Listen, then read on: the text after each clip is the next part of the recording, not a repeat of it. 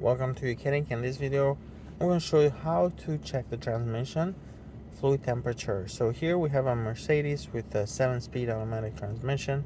So what you want to do is you go to control modules and go to drive and then select transmission, then select live data, and then you go to shift programs, and then right here you can see transmission oil temperature 70 degrees Celsius.